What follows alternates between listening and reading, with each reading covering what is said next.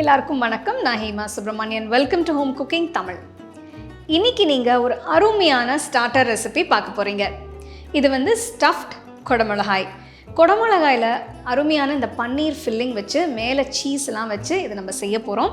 இந்த சீஸியான கூயான ஸ்டஃப்ட் குடமிளகாய் எப்படி செய்யறதுன்னு பார்க்கலாம். ஸ்டஃப்ட் குடமிளகாய் செய்ய முதல்ல பன்னீர் ஃபில்லிங் செய்யணும். பேனில் கொஞ்சம் எண்ணெயை ஊற்றி பொடியாக நறுக்குன ஒரு பெரிய வெங்காயம், பொடியாக நறுக்குன 2 பச்சை மிளகாய் போட்டு வதக்குங்க. வெங்காயம் கொஞ்சம் வதங்கினதும் இதில் 1 டீஸ்பூன் தட்டின இஞ்சி பூண்டு போட்டு பச்சை வாசனை போகிற வரைக்கும் வதக்குங்க. நீங்கள் இஞ்சி பூண்டு விழுதியும் பயன்படுத்தலாம். அடுத்து இதில் பொடியாக நறுக்குன 2 தக்காளி போடுங்க.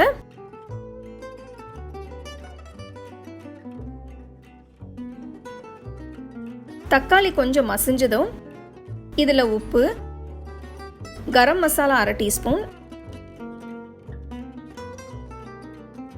சாட் மசாலா 1/2 டீஸ்பூன் போட்டு மிக்ஸ் பண்ணுங்க.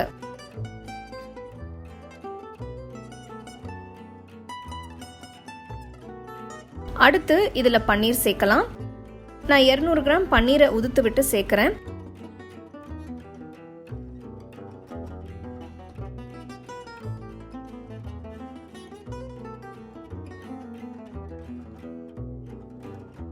கடைசியா கொத்தமல்லி இலையை போட்டு மிக்ஸ் பண்ணுங்க.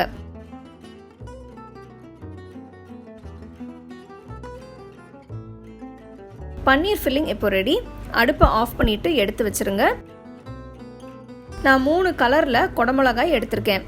உங்களுக்கு சிவப்பு மஞ்சள் குடமிளகாய் கிடைக்கலன்னா பரவாயில்ல, பச்சை குடமிளகாய் மட்டும் யூஸ் பண்ணுங்க. இதோட மேல் பாகத்தை கட் பண்ணி எடுத்துட்டு உள்ள இருக்கிற விதைகளை கவனமா எடுத்துருங்க.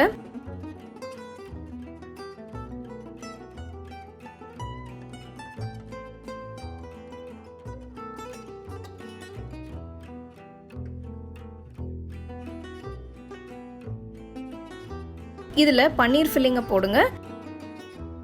குடமிளகாயோட 3/4 அளவு பன்னீர் ஃபில்லிங்கை போட்டால் போதும்.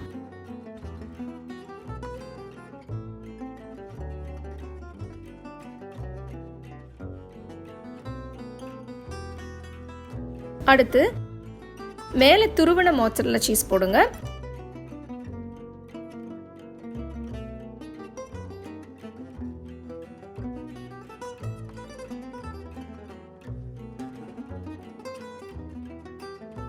நான் ஃப்ளேவருக்காக கொஞ்சம் ஆரிகானோ, கொஞ்சம் சில்லி ஃப்ளேக்ஸ் தூவுறேன். அவனை 180 டிகிரிக்கு 10 நிமிஷம் ப்ரீஹீட் பண்ணுங்க. குடமிளகாயை உள்ள வச்சு 180 டிகிரியில் 15 நிமிஷத்துக்கு பேக் பண்ணுங்க. கடைசியா 5 நிமிஷத்துக்கு கிரில் செட்டிங்ல வைங்க.